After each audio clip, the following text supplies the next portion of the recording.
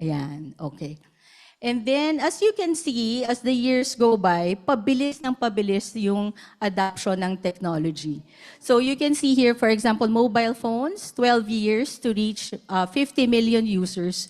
Pero yung Pokemon Go, 19 days lang, 50 million na agad. Because technology adoption is really very, very fast. Okay, let's look at 100 million users. Gaano nakabilis yung 100 million user adoption?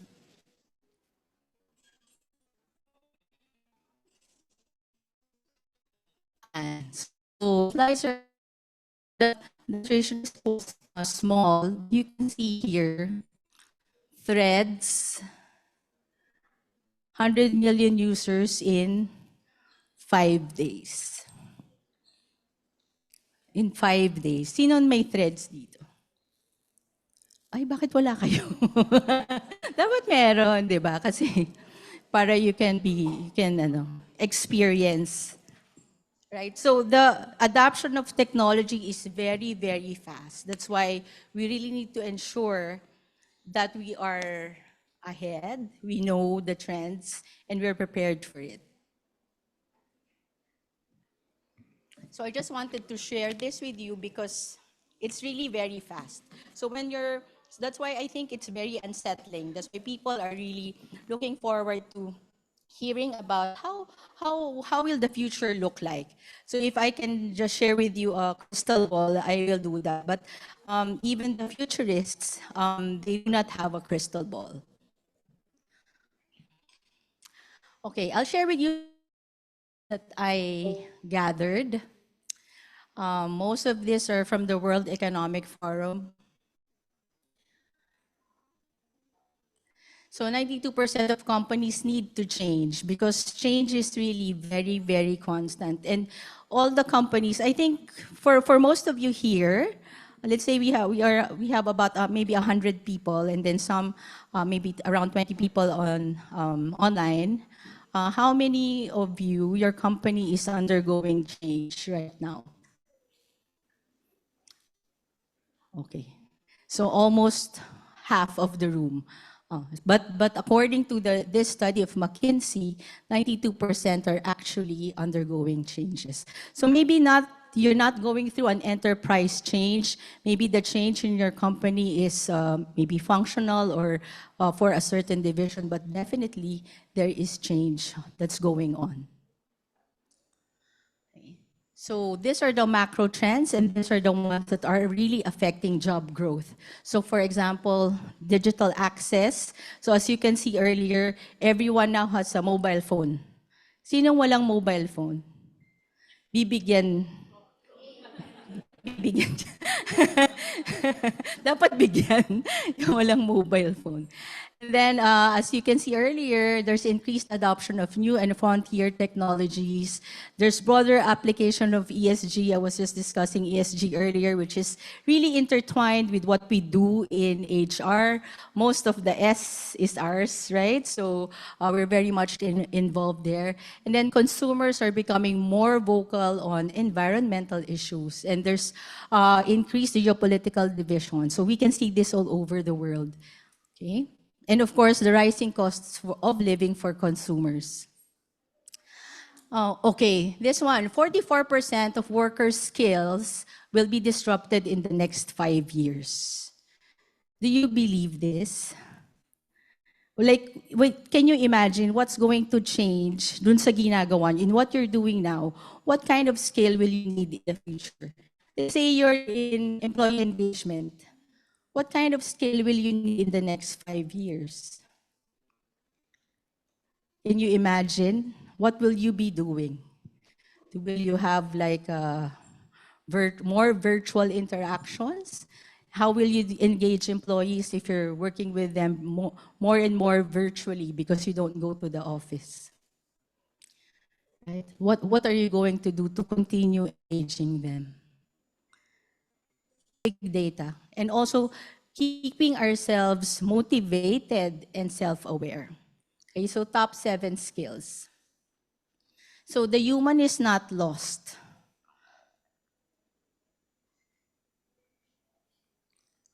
And then the jobs that will be affected by AI are, of course, the more transactional or clerical jobs. So what we're doing, for example, we look at the jobs that we have now and which of these jobs are going to be affected by AI so that we can ensure that we are able to reskill the persons that will be affected and they will be prepared for the future. Okay, sorry, that alarm is my wearable.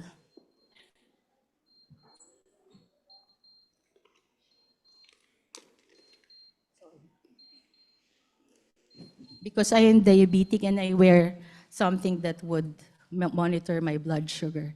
So anyway, so even that is data-driven, di ba? My blood sugar. So, and I can download all the data and then I give it to my doctor. So yeah. Okay. Okay, tech jobs will continue to rise. So as you can see, I think these are all expected. What I didn't expect here is agricultural equipment operators, right? So I guess these are in the countries where the technology is used in agriculture. We're still lacking on that. But in the Philippines, sales and marketing professionals are still going to be one of the sought after profession, and also DevOps engineers. Okay. What are the new, more nuisance jobs that will be created? Okay, this one is kind of interesting and surprising if you're working with recruitment or talent attraction. I don't know where you will get these talents. Okay. Kunin, kaya mo yan. Okay, so AI specialist, kaya. Kaya, okay. How about a distraction prevention coach? Because when you're working from home, di ba you easily get distracted. So they're now hiring people who will prevent you from being distracted, who will coach you. How about a human bias auditor? Okay.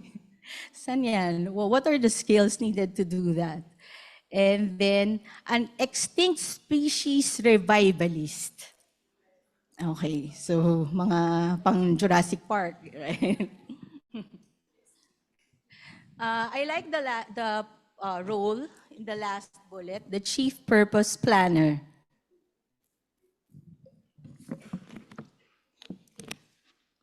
Diba? Very, very interesting. A smart home designer. I think some of the IDs now are already incorporating designing smart homes.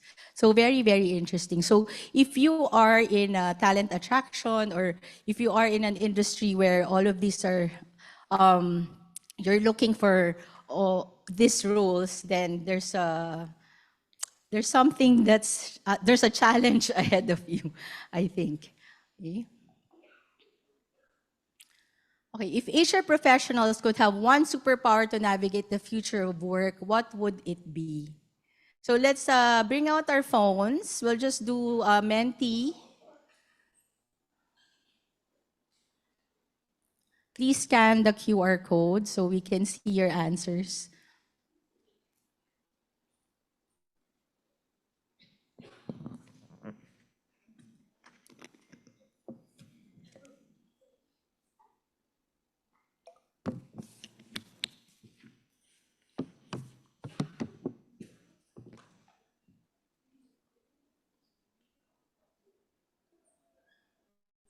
Can we show the answers? Can we share the answers with the team? Okay. So the choices are the ability to predict the next big workplace trend, the next one is the power to create the perfect work-life balance for everyone. And then C, the talent to spot hidden talent potential in every candidate. And then the third one is the skill, sorry, I can't read. The skill to automate all paperwork. Okay, so we all want, majority of us want the power to create the perfect work-life balance for everyone. I'm sure nakalagay sa thought bubble nyo, including myself. Include my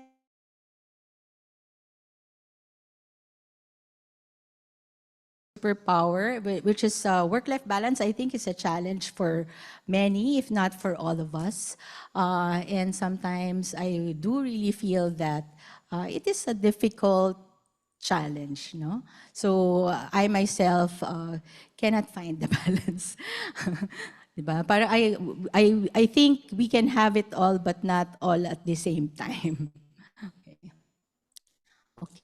Sige, let's go back to the slide. All right. So this one is from the study of KPMG. And I've shared this with many HR professionals because in their study, they said, you look at you can see it's color coded, right? So the pink ones, it says here that it can be fully or partially automated. And then the blue ones is less susceptible to automation. So yung mga blue who are in employee relations, are there people, wala? Okay, wala. Ang taga-ER. Change management, who's doing change management? 1, 2, 3, 4, congratulations. Okay, and then what else? Organizational effectiveness. Okay. HR and business strategy. Then the last one is people performance, whole systems architecture, if you're designing the people performance architecture. All right, so what do you agree with this? Do you agree that all the pinks will be fully or partially automated? Partial. Okay. They were telling me there's a lot of people who's gonna attend this session. So I was telling them, marami kasi akong mga inaanak dito. Hello, Jamie. Mga inaanak ko sa kasal. Ayan, tanda na yun. Umamin. Ayan. So, this is very interesting, and we show it to our HR team so that they are aware. And then they can think of how do I now make a difference, and how do I provide value to the organization if my partial role can be automated. What else can I do, and how can I reskill myself? So those are the things that we should really ask. Okay.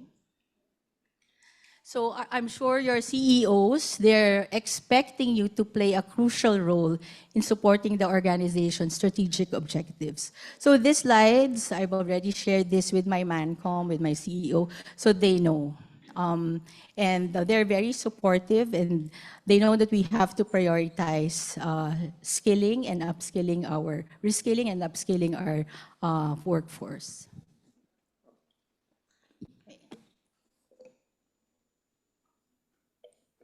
So again, our role in business transformation. So most of this is really about change management. Okay, my type of, I'm quite in the outside. In the outside, I tend to be a relaxed person, but I really think about, how to intentionally manage the change in the organization. But all the preparations for that are done behind the scenes. So when people see you and you're trying to manage the change, they see you as a calm person who can credibly manage the change. So I think that's how it should be done. Talent management, we all have the framework for talent management, but in my experience, the most effective ones are the ones that are not very complex. The ones that can be done by the line managers. So I love frameworks, I love books and theory, etc. But again, it has to be simplified, or else no one's going to use it. Okay? Employee engagement. So it should be the transformation. People should be on board in what you're doing. They should be engaged in what you do. So we'll be sharing some of the things that we've done and we're doing right now to engage our employees. And I think more and more, leadership development is very, very important. So these are, even when you read a lot, Gartner, for example, or Gallup, there's really a focus on leadership development. And then, of course, organization design. Because how do we design an organization where everyone's working remotely, for example? Or the younger generation, as Mark said, no, na they have a different example, their needs and wants, and they have a different way of showing outcomes. We can't really force them to do things the way we did before, kahapon, nung nag-graduate ako 30 years ago. It's different, right? So we have to design the organization that way.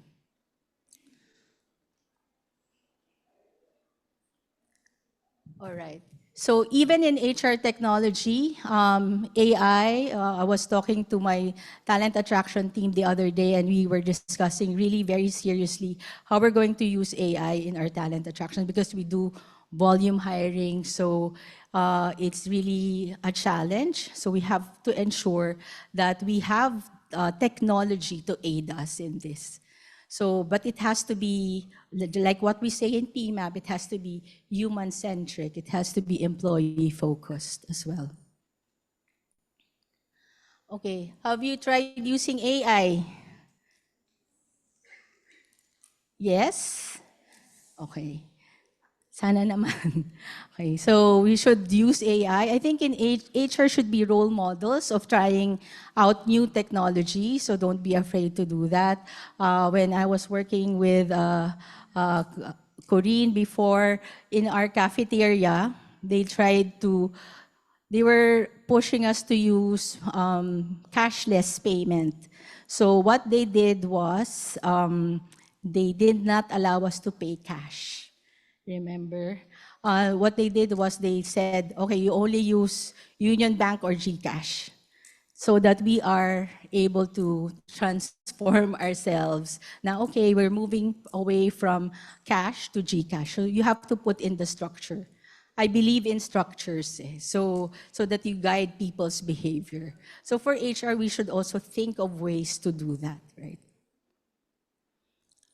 Okay, so this is just an example. You talk to ChatGPT and ask it, how can we use AI in HR? And it will give you a lot of answers. So HR capability building for the future. First, this is classic, and it's just the foundation. You have to understand the business, financials, markets, and your customers. If you don't talk business, then the business will not listen to you. And then you also have to build relationships with business leaders. Sometimes you would feel like you're not being supported. That's why you have to build your credibility so that they will listen to you. And foster a culture of continuous learning, which we're doing now, and prioritize employee experience. Embrace technology because it's going to be our best friend, right? Well, you are my best friends, but technology will be our enablers. And then develop data-driven insights, foster innovation, agility. I'm sure you've heard all of this. I think the challenge is, how do I make it real? How do I apply it in the programs that I have in the organization? Okay? So I think that's what we're gonna, yeah. I will share with you some of the things that we're doing. Okay, so the speed of technological change requires an urgent global upskilling effort. I feel this, and these are one of the things that really keeps me awake at night. How do I fast track this? How do I accelerate the learning of the people? Because we have a workforce of hundreds of thousands, right? So how do I accelerate that for the group? Okay. Okay, so number one, innovation at every level. So a lot of companies, parang, innovation is so passé and cliche, but it's still very important. So for us, we do leadership innovation boot camp. We start with our executive team. So they go through a boot camp. This is several months long. And then from there, we have training at all levels. So this is right now education, but also they have a capstone project. So it's important that they have a capstone project. And then we make sure also that depending on the need, it's either a cross-functional team or a team of, for example, for us in HR, we have a boot camp. We're trying to ideate on how we will attract talents to the organization. And then upskill and reskill through continuous learning. So we have all sorts of blended learning, on demand, face-to-face, so learning communities, so all of those things we're doing. And then we make sure that these are all incorporated in our recognition and reward system. So we're also very big on that. Okay. This is from another company that I've worked with. So the question of the senior management, the senior leaders that was thrown to me was, how do we avoid subjectivity in selecting the best employee awardee? So we used to do follow the standard process. So there's nomination and then validation. We conduct interviews, 360. And then the panel of judges vote. And then the final decision is given. So they said, no. The judges are subjective. They will say yes to the people that they like, and they will say no to the people that they don't like. Why don't you eliminate the judges? Okay, then I told them, even the Nobel Peace Prize has a panel of judges. So I don't think we can eliminate the human in choosing who the best employee should be. But we want to experiment, right? So what we did was we worked with our data scientists, and they did the model for us. So we looked at the past winners of this Best Employee Award, right? And then they looked at the personalities, attributes, characteristics of the past winners. And then we gathered the nominees, and we placed them in this algorithm. Okay, so this is what was done. So you see here, this is the data for, we looked at past winners and non-winners. So this is the data. We identified who the non-winners are, right? So it was, they used the model of the bank, actually. So the bank would detect anomalies for credit card transactions. So parang ganun din yung ginawa. So we entered all the nominees, and the winners are the anomalies. So you can see the winners on that side. Okay. But we showed this to the panel of judges. First we asked them to vote. Who do you think are the winners? Should win this award? And then we matched it. We checked if what the algorithm gave us are also the selection of the panel of judges. So it's really a hybrid approach. It's combining data and also judgment of our leaders. Okay, the other thing that we're doing in the organization is we're doing systems thinking, because it's very easy for us to give solutions right away to certain problems or challenges. But our exercise is, okay, if something is we think it's a systemic problem, then the solutions should be, first we should analyze the situation and analyze the data. This is a causal loop analysis, and we're doing this for our attrition problem, to solve our attrition problem. Okay, another data.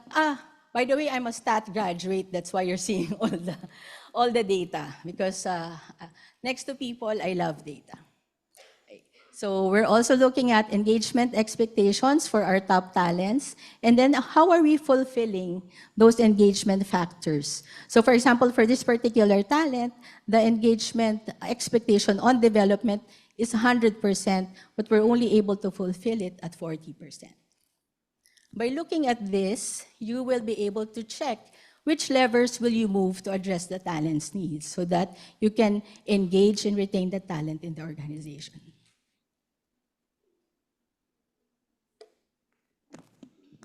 Okay. Okay, these are very interesting reports from Gallup, the rise of unhappiness. So as I've mentioned earlier, we're looking at the future of work, and we're talking about technology, etc. We're talking about human connection, but there is a rise of unhappiness. I'm not gonna ask kung sino yung unhappy. Wag na. Okay, but also they're saying there is also a rise in loneliness, unhappiness, loneliness, so the overall negative experience around the globe. Okay, there. So they asked people, did you experience loneliness or any of these negative emotions? So most of them said, okay, I experienced loneliness a lot yesterday or the previous day. So we have to think about this when we design our employee engagement programs as well, when we design our workplaces, how do we create communities, right? One of the things that we're working at is to ensure that we don't lose communities, okay? So we have to design workplaces, we have to design work face-to-face, give people, because we require, in our organization, we require people to be in the office 4 days a week. So we have to give them a reason to be there, not just mandate it, but we would like them to like going to the office. Okay, so we need to strengthen communities. Okay. And then also, as I said earlier, strengthen leadership. We have what we call People's Champions Training Program for our organization, because we believe that if you have leaders, if you have great leaders, then they will be able to engage the employees. Okay, I'm in my okay, I think this is my last few slides. And let's get phygital. So physical and digital. You have to combine it, diba? So I'm sure yung mga ka-age ni Mark, they're singing in their heads the song. Ayun. Let's get phygital. Okay, so it's, for example, right, in L&D. Okay, I'll give L&D as an example. Can you proceed to the next slide, please? So in L&D, we do all kinds of things, different channels. So face-to-face is always there. We have LinkedIn Learning. We also use LinkedIn Learning, which is on demand. We have virtual training. We have an LMS in our HR systems. So I think it will ensure that we don't leave being human behind. It's all about that. I think if you are in HR and if you continue to strengthen relationships and connections and provide value for the people, then we will remain relevant as HR professionals. Okay, so let's maintain human connections, aim for personalization within automation. How do you personalize it? Develop empathy through active listening, interpersonal skills in a tech-driven world. I'm a very data-driven person, but I also believe in intuition. I think that's also very important because intuition is human. Okay, so I'd like to quote Brené Brown. Leadership used to be about muscle. Today it's about brain, but moving forward, it will be about hearts. Okay, so with that, we would open the floor to questions. Okay, thank you.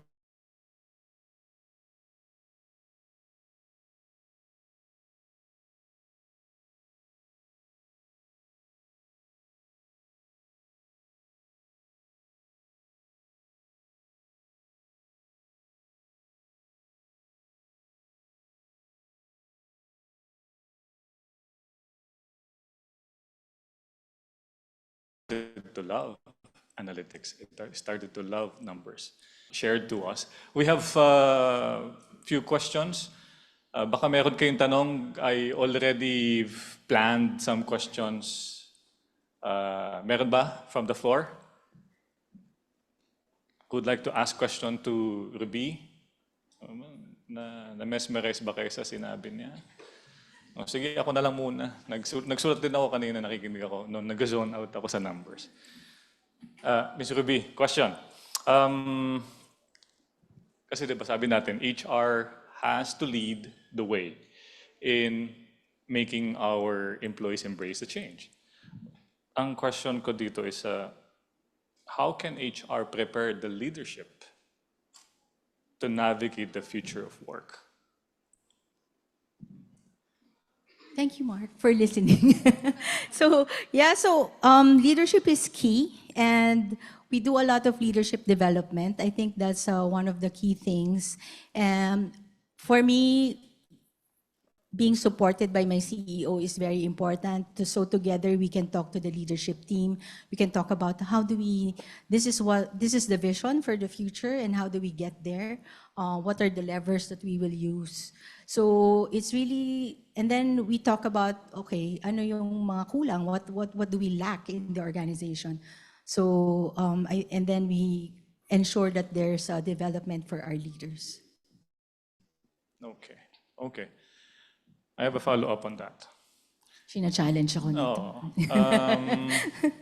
Kasi minsan, di ba, when you're introducing change, that this one, AI, embrace of change is not only from the bottom, especially pag nasa taas, lalo ng finance. Sino ba nasa finance dito? Yung mga kapatid kayo dyan.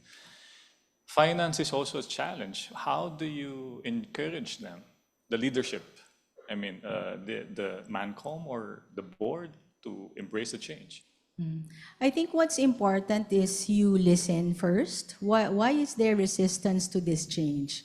What is causing this resistance? In my experience, most of the resistance is coming from the fear of the unknown, right? Because why will I change? It's been working for the X number of years, right? So I think listening to the person will start, he or she will start opening up, and then together you can discuss how you will move forward.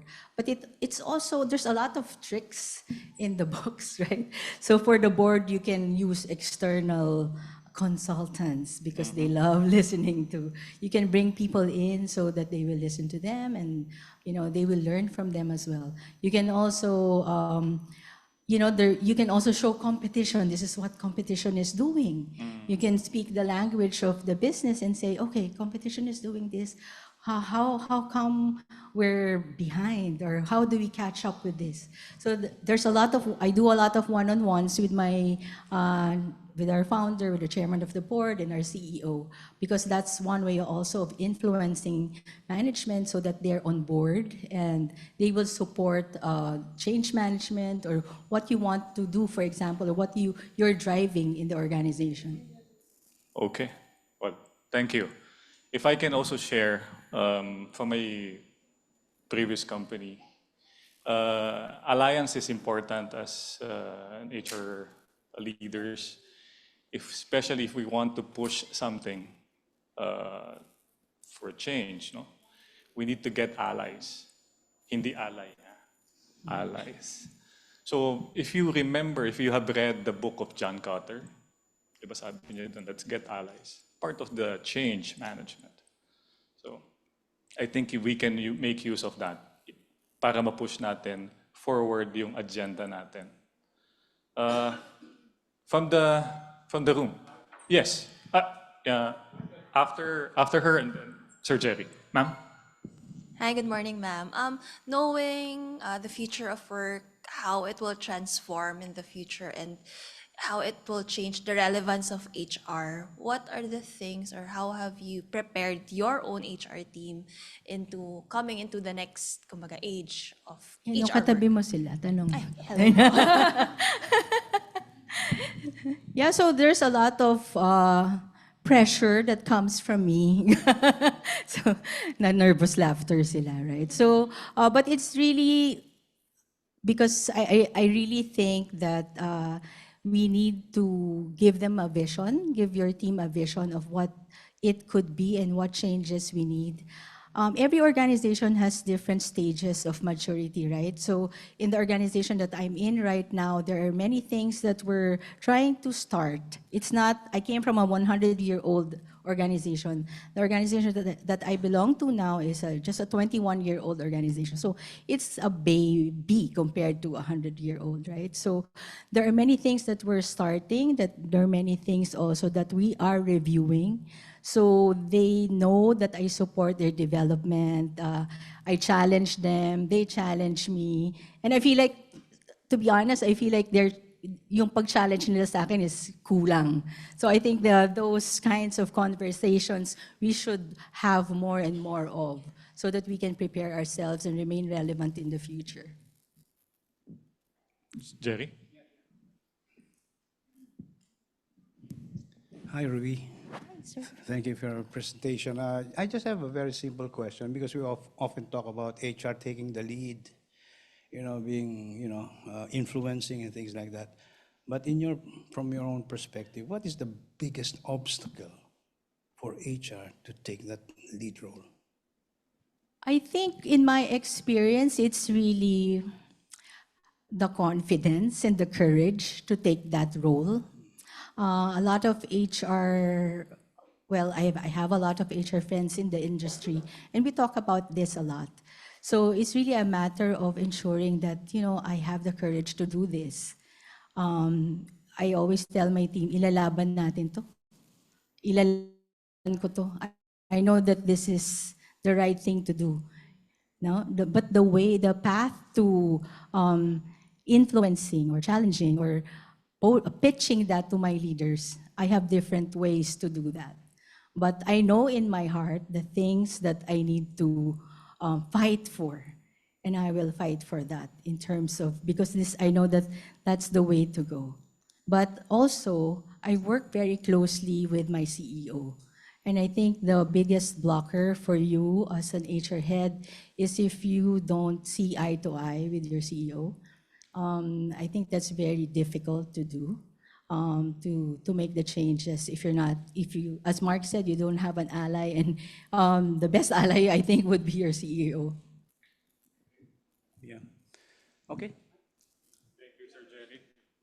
Anyone else? Tawag namin sa opisina noon, Yuribi, is kaya mo bang tayaan yan? Oo, di ba? Kung kaya mong tayaan yan, sige, laban tayo. Laban natin. Yes, ma'am? You're from? Okay. Sorry. Kanina, your name, ma'am? Julie. From? Jollibee. Okay. Hi, and good morning. I'm Lou from Unilab. So I have a curious practical question. I was quite I found it striking your slide on innovation, and it's something that Unilab is also quite focused on driving innovation. So I'm quite curious lang, what does innovation look like for personal collection? That's one. And you mentioned in your slide that innovation should come at all levels. And you did mention that at the executive level, you have boot camps, you have capability building programs. But I'm curious, how are you able to solicit innovation from the front line, no, at all levels? And are there specific programs or structures in place in PC? And probably if there's a success case or a use case coming from that program or initiative for innovation. You know what? We have the same consultant. So I'm sure we're using a similar framework. So we just started our innovation labs, but PC has been doing innovations for many, many years because our founder is very entrepreneurial and he's very, he is experimenting. So we have our products, we invented them. So innovation, I think, is already in the DNA. But what we need to strengthen, which is what we're starting to do now, is really how do we 10x, right? Because it's been going on for years, and we only see little increments of improvement. Now we want to do a 10x. So we can talk about the program later. Okay. Which I think is very similar. Is that for a fee or? Free. Okay. Free daw, ah. Si Ruby nagsabi niya. Anyway, as much as we want to get questions from the floor, and I cannot ask these questions as well anymore because we have limited time, and then maybe you're hungry already, maybe not, but I'd like to sum up what I've heard from Ruby, and here, I just want to share this with all of you. So there are plenty of reasons to navigate the future of work and how important HR in driving this. As Ruby said, we should be partners of our CEOs. Me next to the CEO are the CFOs. I always love working with our CFOs. I I remember that one time I was interviewed initially by a CFO because the president knew that I'll be working with the CFO. This is because our programs needs finance, needs budgets, and this is at times the obstacle that we are facing in HR. May budget ba yan? How is it going to affect the revenue?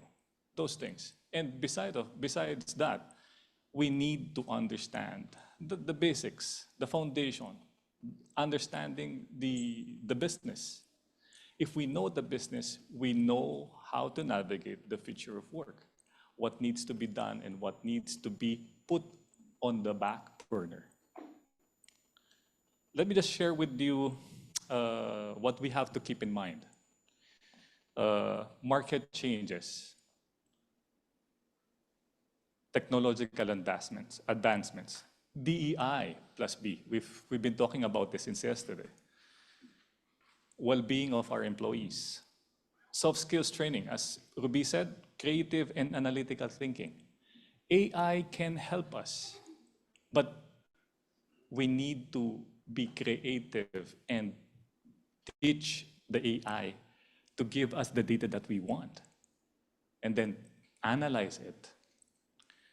Explore gig and freelance opportunities, industry trends. These are the things that we have to take care and be mindful of.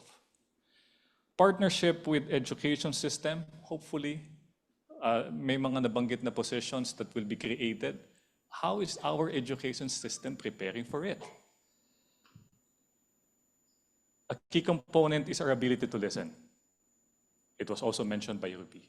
We have to listen to our employees, not just to customers, our employees. To the needs of our customers and employees need to be facts-driven. And then prepare our employees to be resilient. I recently joined ICTSI, or International Container Terminal Services, Inc. And I'll leave you with this. I stands for innovate with touch of heart. C, care. What do we do with the employees who will be displaced once we automate things, once we put AI? We need to be transparent and transformative leaders. Start with the foundation. S, sustainable. It has to be sustainable efforts. Hindi yung now lang because yan lang na pag-usapan today. And lastly, HR has to be inspiring leaders. And with that, we will be rehumanizing the future of work. So that's my synthesis. And again, I'd like to thank Ms. Ruby Haushan for gracing us in today's current session. Ms. Ruby, I'd like to invite you here in front, and we have something for you. Ay, hold on. Meron ka palang ano. Pero mamaya na yan.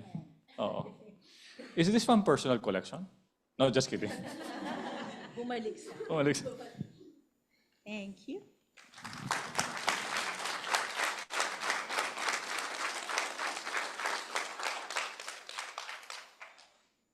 Thank you once again. Thank you. Thank you.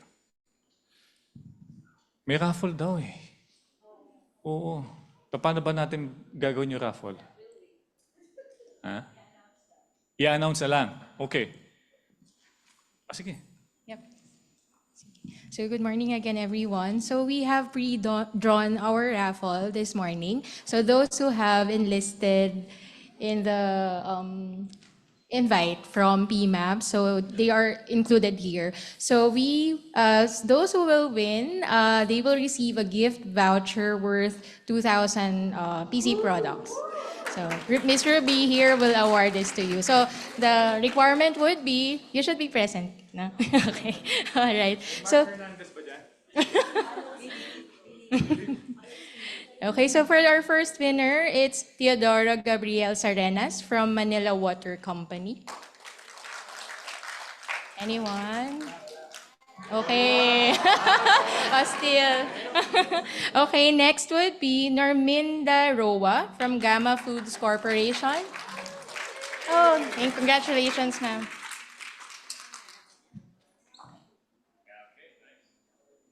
Okay, another Hazel Tordesillas from UST. Hi, congratulations, ma'am. Then two more, Mia Posadas from Chevron Holdings. Okay. Oh, there. Thank you. Lastly, okay, Vanessa Bellarmino from Insular Life Assurance. Okay. Okay, Juveline Gale Orbeta, Daiichi Properties. Daiichi. On. Okay, one last. All right. James Joseph Kuaton from MBC. All right, congratulations. Thank you, personal collection. So before we go out, let's have a group photo. Pag ganito na lang siguro, can we turn off the ano?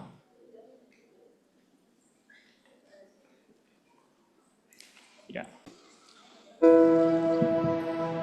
Once we realize that what we do is personal to us,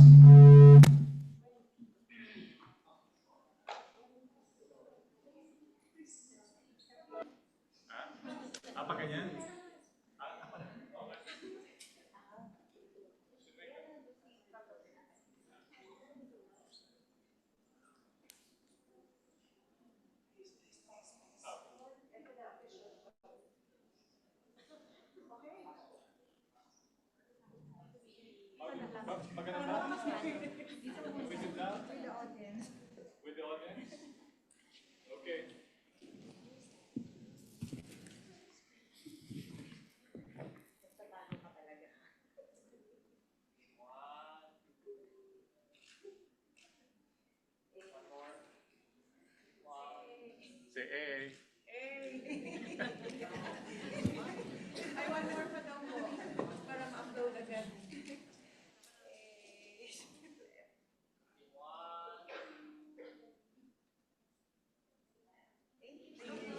Thank you again.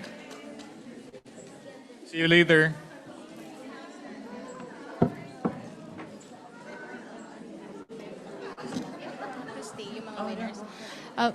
Sorry for those. So those who won, please stay lang so we can get your details. Thank you. Ay,